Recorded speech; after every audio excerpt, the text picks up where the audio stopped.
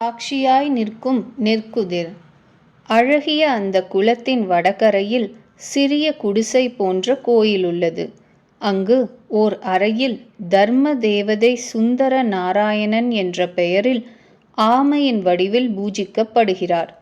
அடுத்த அறையில் பிள்ளை வரம் தரும் சஷ்டி தேவி பூஜிக்கப்படுகிறார். சிறிய அந்த குடிசை வீடு குளத்தின் தென்மேற்கு மூலையில் உள்ளது. அதன் 2 பக்கங்களிலும் 5 அறைகள் உள்ளன. இடது பக்கம் முதல் அறையில் அன்னையின் படம் வைக்கப்பட்டுள்ளது. புதிய வீட்டை கடந்து சிறிது தூரம் தெற்கு பக்கம் சென்றால் சாலைக்கு எதிரே பல குடிசைகள் உள்ளன. இது அன்னையின் சகோதரர்களுக்கு சொந்தமானது. புது வீடு கட்டும் வரை சகோதரர் பிரசன்னரின் வீட்டில்தான் அன்னை வாழ்ந்தார். ஆஹா, இந்த சின்ன குடிசையில் பிறந்த இவரா உலகையே தன் அன்பு பிடியில் அணைத்து கொண்டார்? வியப்புடன் உள்ளே நுழைகிறோம். ஓலை வேய்ந்த மண்குடிசை. அங்கே வராந்தாவில் உள்ள ஒரு தூணில் சாய்ந்து ஆயாசமாய் உட்கார்கிறோம். இந்த இடத்திற்குத்தான் எத்தனை பக்தர்கள் வந்திருப்பார்கள்! இந்த வராந்தாவில் எத்தனை பேர் சாப்பிட்டிருப்பார்கள்! இந்த முற்றத்தில் எத்தனை முறை பக்தி பாடல்கள் பாடியிருப்பார்கள்! நினைவலைகளில் நாம் மூழ்கிப் போகிறோம். அப்பொழுது யாரோ குரலை கனைத்து கொண்டு பேச வருவது போல் உள்ளது. சுற்றும் முற்றும் பார்க்கிறோம். யாரும் இல்லையே. நெற்குதிரில், அதாவது நெல்லை கொட்டி வைக்க கிராமத்தில் பயன்படும் பெரிய கொள்கலன் இருந்துதான் இந்த சத்தம் வருகிறது. என்னப்பா, களைப்பாய் இருக்கிறதா? ஜெயராம்பாடி முழுவதும் சுற்றி பார்த்து விட்டீர்களா? தால்புக்கூர் போனீர்களா என்று கேட்கிறது நெற்குதிர். நாம் இல்லை என்று சொன்னதும் குதிர் வேறு எங்கு போகிறீர்கள் என்று கேட்கிறது. நாம் அடுத்து எங்கே, ஏதும் திட்டம் இல்லை என்கிறோம். குதிர் சிரித்து கொண்டே சொல்கிறது, அப்பா, ஒரு திட்டத்தோடு தெளிவாக பயணம் செய்தால் நன்றாக இருக்கும். இந்த பயணத்திற்கே திட்டம் தேவையென்றால் வாழ்க்கை பயணத்திற்கு எவ்வளவு முன் யோசனை வேண்டும்? கேள்விக்குறியோடு நெற்குதிர் நம்மை பார்க்கிறது. நெற்குதிர் சொல்லும் முன் யோசனை.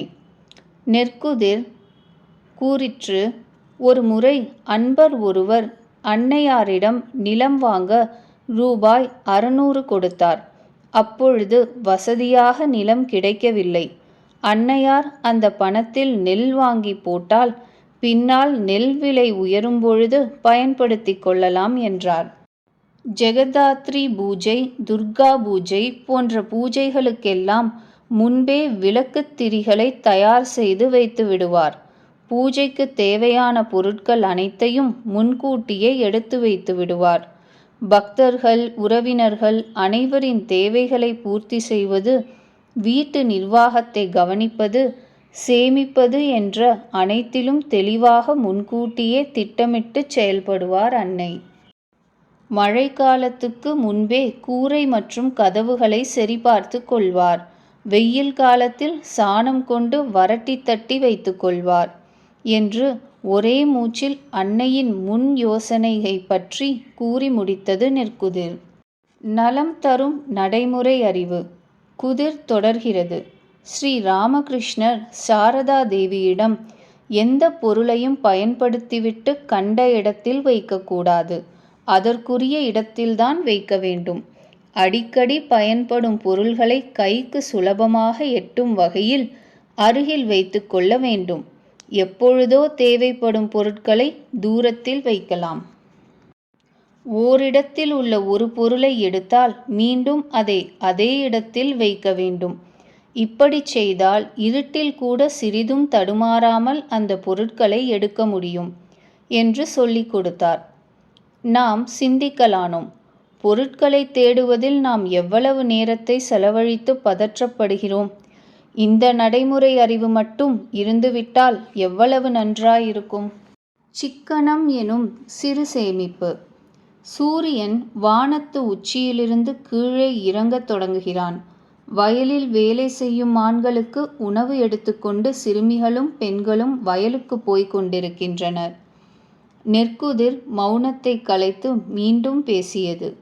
அன்னையார் ஆரம்ப காலங்களில் நடந்துதான் ஓர் ஊரிலிருந்து இன்னொரு ஊருக்கு போவார். தேவையின்றி எந்த செலவும் செய்ய மாட்டார். உடை கூட நன்கு கிழியும் வரை உடுத்துவார். எளிய உணவே உண்பார். இப்படி அவர் மிகச் சிக்கனமான செலவழித்ததால்தான் தேடி வரும் எத்தனையோ பேருக்கு அவரால் உணவும் உடையும் கொடுக்க முடிந்தது. அடுத்தவனை பேராசைக்காரன் ஆக்காதே. நெற்குதிரிடம் நாம் சிக்கனம் எல்லாம் சரி, தரமான பொருளுக்கு சற்று அதிக விலை கொடுத்துத்தானே வேண்டியுள்ளது என்றோம். குதிர் சிரித்துவிட்டு கூறுகிறது, தரமான பொருள் வாங்க வேண்டாம் என்று யார் சொன்னது? தேவையில்லாமல் வாங்காதே. அது சரிப்பா, விலை அதிகம் கொடுத்தால் தரமான பொருள் கிடைக்கும் என்று யார் சொன்னது? ஒரு முறை அன்னையாருடன் இருந்த சீடர் பால்காரனிடம், நான் உனக்கு அதிகம் பணம் தருகிறேன், தண்ணீர் கலக்காத பால் கொண்டு வந்து கொடு என்றார். அதை கேட்ட அன்னையார், நீ என்ன காரியம் செய்கிறாய்? இங்கே 1 பைசாவிற்கு 1/2 லிட்டர் பால் விற்கிறது. நீ இரட்டிப்பு விலை தந்தால் எல்லோரும் விலையை ஏற்றி விடுவார்கள். இதனால் ஏழைகள் அல்லவா திண்டாட நேரும். அது மட்டுமல்ல, நீ எவ்வளவுதான் விலை கொடுத்தாலும் பாலில் தண்ணீர் கலக்கும் புத்தி பால்காரனை விட்டு போகாது. அதிக விலை கொடுத்தால் நிறைய சம்பாதிக்கலாம் என்று அவன் மேலும் அதிகமான தண்ணீரை கலப்பான், அவ்வளவுதான். ஆஹா, மற்றவர்களின் நலன் கருதாத நம்மை பற்றி மட்டுமே எவ்வளவு யோசிக்கிறோம் என்ற எண்ணம் நமக்கு எழுகிறது. பணிந்து நிற்கும் நெற்கதிர். நெற்கதிருக்கு அருகில் இருக்கும் நெற்கதிரை நாம் கையில் எடுத்து பார்க்கிறோம். அது வளைந்து நிற்கிறது. அதனை நேராக்க முயற்சி செய்கிறோம். நெற்குதிர் தடுத்து சொல்கிறது, இந்த நெற்கதிர் நிறைய நெற்களை கொண்டுள்ளது, எனவேதான் அது வளைந்து நிற்கிறது. இங்கு பார், நாணல் வளைந்து நிற்கும், எனவே புயலடித்தாலும் ஒன்றும் ஆகாது. ஆனால் நேராய் நிற்கும் மரங்கள் உடைந்து விழுகின்றன. அதனால்தான் அன்னையார் பணிவு மிக வேண்டும் என்று கூறுகிறார். நாம் அதற்காக எல்லோரிடமும் கூழை கும்பிடு போட முடியாது என்றோம். நெற்குதிர், அப்படி சொல்லவில்லையே நான். ஆனால் யாரையும் உங்களை விட கீழானவர்களாக பார்த்து அலட்சியப்படுத்தாதீர்கள். உங்களை பற்றிய ஒரு உயர்ந்த கருத்து உங்களுக்கு இருப்பது போல் மற்றவர்களை பற்றியும் நினைக்கும் பொழுதும் பணிவு தானாக வந்துவிடும். மிகவும் உயர்ந்தவர்களின் அணிகலனே இந்த பணிவுதான். பள்ளத்தை நோக்கித்தான் தண்ணீர் பாயும். ஆணவமின்றி பணிவாயிருப்பவர்களை அனைவரும் நேசிப்பார்கள். நெற்குதிர் சற்று அமைதியாகிவிட்டு மேலே சொன்னது, அன்னையிடம் நிறைய பேர் வந்து ஆசிர்வாதம் வாங்கி போவார்கள். ஆனால் அவரோ துர்கா பூஜை சமயத்தில் வீட்டில் உள்ள முதிய பெண்மணியை வணங்கினார். அவர் பதறிப்போய், அம்மா, நீ என் காலில் விழுவதா என்றபோது கூட, அதெல்லாம் ஒன்றுமில்லை, நீங்கள் வயதில் பெரியவர், நான் உங்களை வணங்கியே ஆக வேண்டும் என்றார். ஊருக்கு போகும் பொழுதும் பெரியவர்களிடம் முறையாக வணங்கி விடை பெற்றுதான் செல்வார். கௌரிமா என்பவர் மிகவும் படித்தவர். பெண்களுக்கான பள்ளிக்கூடம், மடம் என பல பணிகளை செய்தவர். இன்றும் இவர் தொடங்கிய சாரதேஸ்வரி ஆசிரமம் கொல்கத்தாவில் இயங்கி வருகிறது. இவர் உரத்த குரலில் பேசுவார். அன்னையாரை மக்கள் குருவாகவும் தெய்வமாகவும் வழிபட்டு கொண்டிருந்த காலம் அது. எனினும் அன்னையார் கௌரிமா கூறும் வார்த்தைகளை மிகவும் பணிவோடு கேட்பார். அந்த பக்கம் இந்த பக்கம் பாருங்கள். பணிவு எனும் பெரும் பண்பு நமக்கு வாய்த்தால் எவ்வளவு நன்றாயிருக்கும். இந்த நெற்குதிர் எவ்வளவு விஷயங்களை சாட்சியாய் நின்று பார்த்திருக்கும் என்ற எண்ணத்தோடு எழுந்திருக்கிறோம். நெற்குதிர், தாழ்புக்கூர் குளத்திற்கு போகிறீர்களா? அங்கிருந்துதான் சாரதா தேவியார் குடிக்கவும் சமைக்கவும் தண்ணீர் எடுத்து வருவார். அங்கு சென்றுவிட்டு போங்கள் என்றது. எழுந்து நடக்க முயன்ற நாம் கல் தடுக்கி விழ பார்க்கிறோம். நெற்குதிர் அவசரமாய் சொல்கிறது, பார்த்து பார்த்து, கவனம் தேவையம்மா.